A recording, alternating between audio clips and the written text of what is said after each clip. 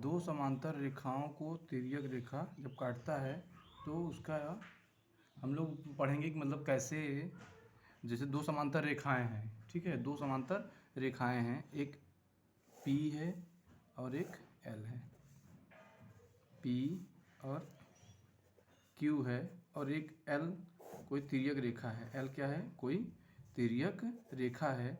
अगर इसको काटती है तो ये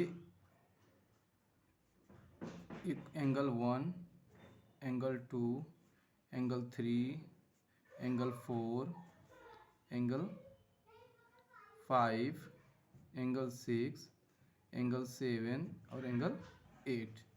तो इसको हम लोग देखेंगे कि मतलब कौन से संगत कोण है, कौन सा शीर्षाभिमुख कोण है, कौन सा एकांतर अंतः कोण है और कौन सा अंतः कोण है।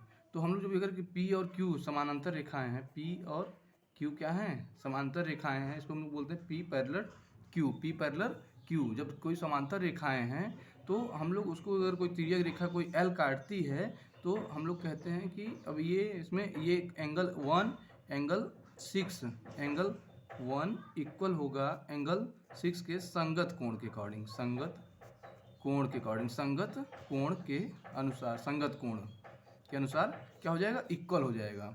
और अगर मान लीजिए एंगल 3 एंगल 6 के इक्वल होगा, एंगल 3 एंगल 6 के इक्वल होगा एकांतर अंतः कोण के कारण, एकांतर अंतः कोण, एकांतर अंतः कोण के कारण, ठीक है। एंगल 3 एंगल 6 के इक्वल होगा और एंगल 4 और एंगल 5 क्या होगा? इक्वल होगा एकांतर अंतः कोण के कारण।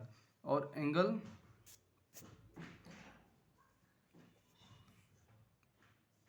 एंगल 1 इक्वल होगा एंगल 3 के शीर्षाभिमुख कोण के कारण, शीर्षाभिमुख, भिमुख, शीर्षाभिमुख कोण, कौन सा कोण है? शीर्षाभिमुख कोण। अगर मान लीजिए एंगल 1 50 है तो एंगल 3 भी 50 होगा क्योंकि शीर्षाभिमुख कोण, या ये अगर 80 है तो ये भी एंगल 80 होगा शीर्षाभिमुख कोण के कारण। और एंगल 4 और एंगल 6, एंगल 4 और एंगल 6 जो है क्या है? अंतः कोण है। क्या है? अंतः कोण है। मतलब एक साइड के, एक ही तरफ के जो दो कोण हैं जो अंतः कोण कराते हैं, इनका योग हमेशा 180 होता है। तो ये अंतः कोण होता है। एक ही तरफ के कोण को अंतः कोण कहा जाता है। जैसे एंगल 4 एंगल 6 क्या है? अंतः कोण है। तो दो समांतर रेखाओं को अगर को तिर्यक रेखा काटती है कोई, मतलब P और Q समांतर रेखाएं हैं और L कोई एक तिरछी तिर्यक रेखा है जो काटती है, तो इस तरह के ये इनके नियम होते हैं: संगत कोण, एकांतर अंतः कोण, शीर्षाभिमुख कोण और अंतः कोण।